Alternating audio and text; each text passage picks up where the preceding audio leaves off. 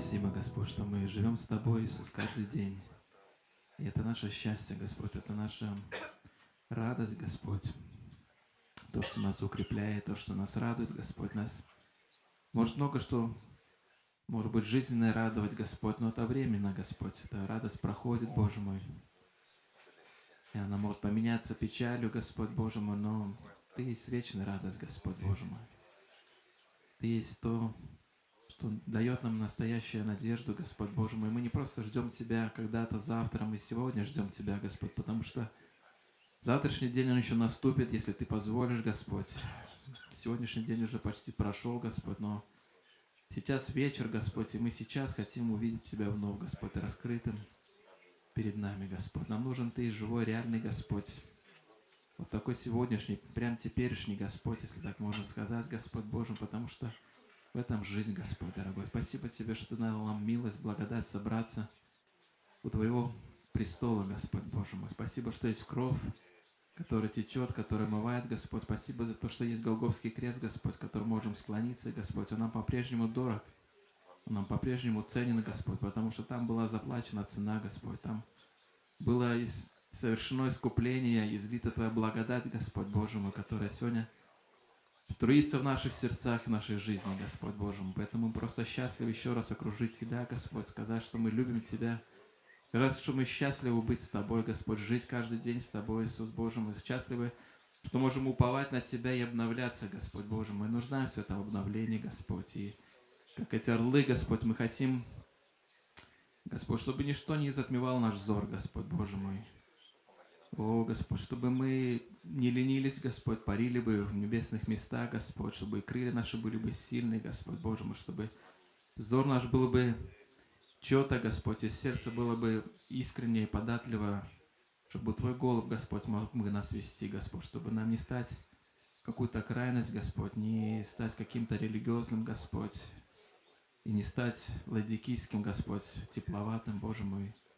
Нам нужен Твой баланс, Господь, просто быть в этой простоте, Господь, Боже мой, в этой искренности пред Тобой, Господь, жить той жизнью, которую Ты нас вдохновляешь, Господь, и наполняешь.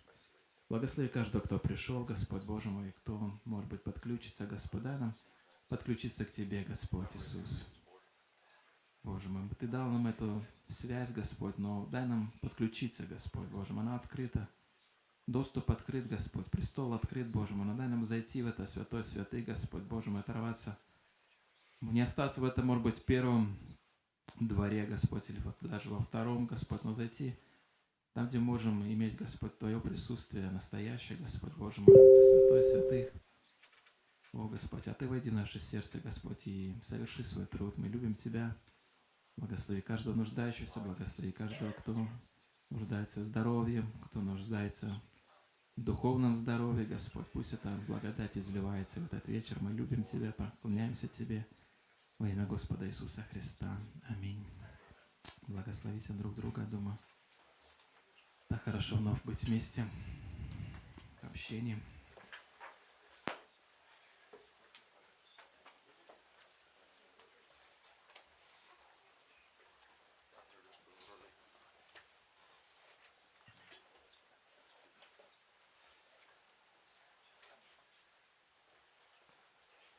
Нам новое возвещено. Пришел этот псалом на сердце. До этого дня никто сказать нам не мог, откуда пришли мы и куда идем.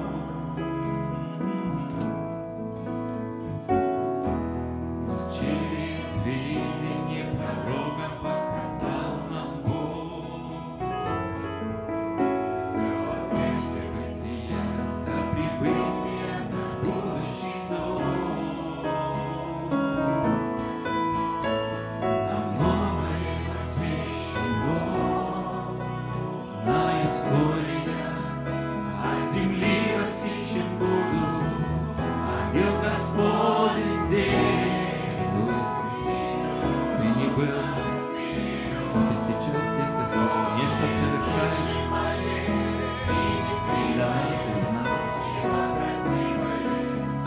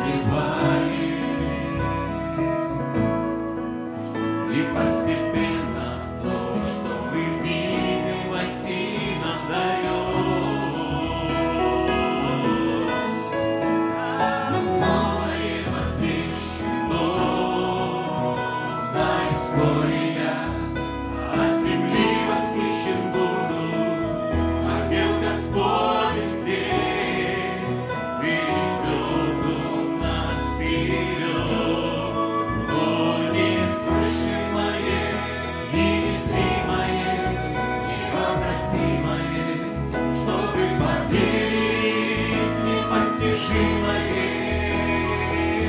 Это новый день.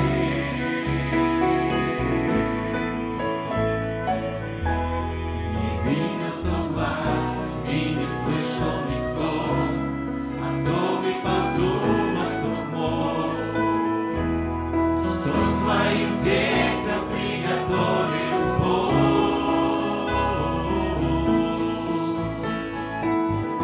Наш день Господь доверил смог опять, силу из века, и ничто не сможет перед словом устоять.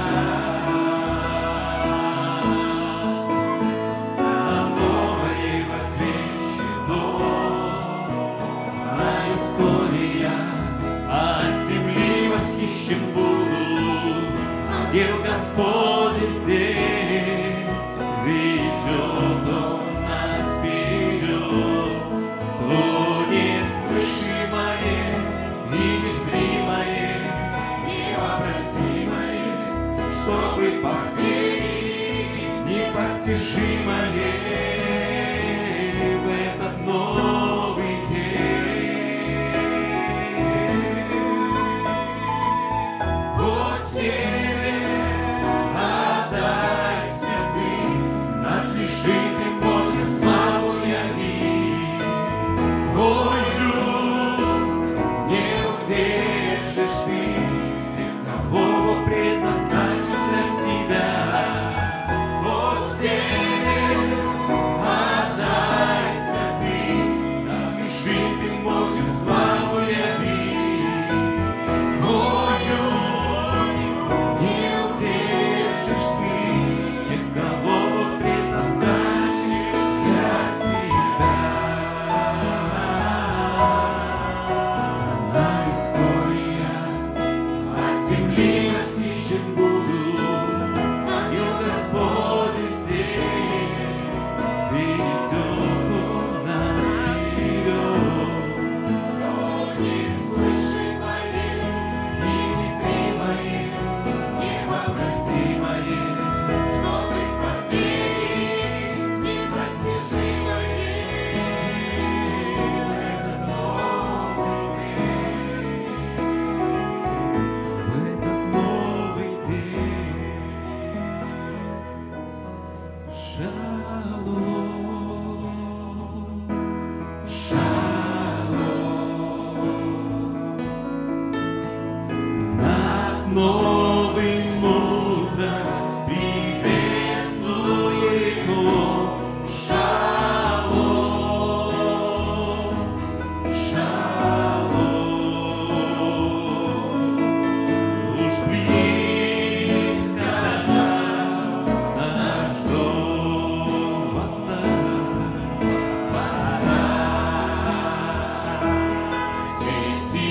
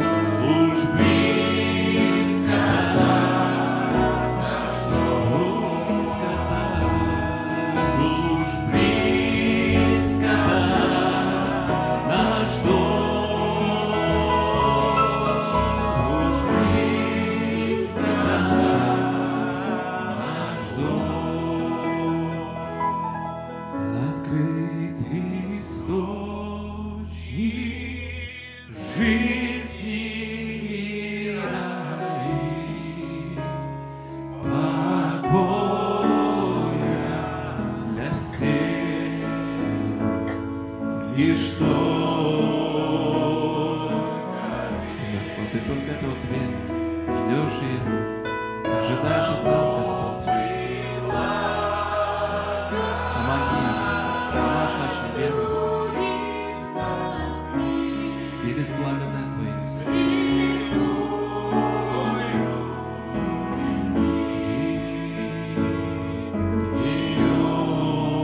Иисус. Тебе я соберу вас, и обещал я соберу вас из народа и в край отчизны возвращу, и на глазах людей я млю, через вас я славу свою.